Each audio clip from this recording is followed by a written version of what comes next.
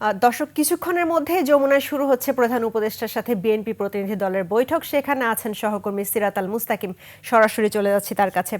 মুস্তাকিম, BNP প্রতিনিধি দল সেখানে পৌঁছেছেন কিনা, কি খবর আছে আপনার কাছে, আমাকে জানান।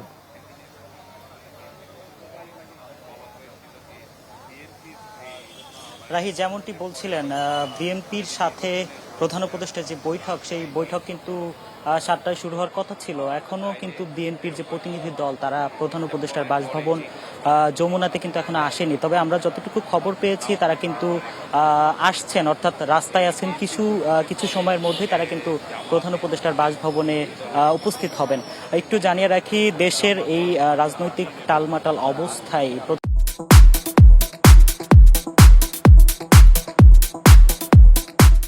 প্রধান উপদেষ্টার পদত্যাগের বিষয়টি কিন্তু গত কয়েকদিন ধরে আলোচনা তুঙ্গে রয়েছে এবং এই যার কারণেই কিন্তু প্রধান উপদেষ্টা বাংলাদেশের বিভিন্ন রাজনৈতিক দলের সাথে বৈঠক ডেকেছেন, যার মধ্যে আজকে বিএনপি এবং জামাত, অর্থাৎ বাংলাদেশের দুটি বড় রাজনৈতিক দলের সাথে কিন্তু বৈঠক রয়েছে। বিএনপির সাথে 7টার পরপরই শুরু হবে এবং তারপরে কিন্তু জামাতের সাথে শুরু হবে। বিএনপির যে প্রতিনিধি দল আসছে, সেই দলের নেতৃত্ব দিচ্ছেন খন্দকার মোশাররফ হোসেন, বিএনপির স্থায়ী কমিটির সদস্য খন্দকার মোশাররফ হোসেন। এবং জামাতের যে প্রতিনিধি দল আসবেন, সেখানে কিন্তু জামাতের আমির ডক্টর শফিকুর রহমান কিন্তু নেতৃত্ব দিবেন। এবং একটু জানিয়ে রাখি, আজকে দুপুরে কিন্তু প্রধান উপদেষ্টার সাথে উপদেষ্টা পরিষদের বৈঠক হয়েছে।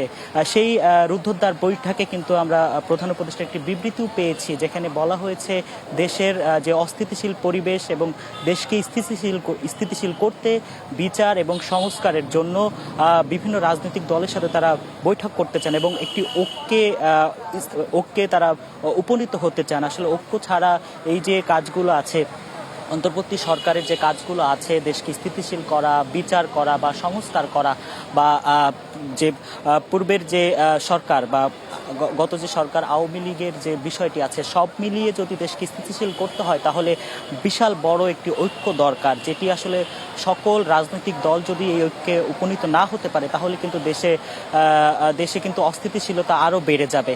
এবং সব মিলিয়ে যদি বলতে চাই, এখনও বিএনপির যে প্রতিনিধি দল তারা আসেনি, তবে আসছে। পরবর্তীতে বৈঠকের পরেই কিন্তু আমরা পরবর্তী যে ভিতরে যে কি কথাবার্তা হয়েছে বা কি বৈঠক হয়েছে, সে বিষয়ে জানতে পারবো।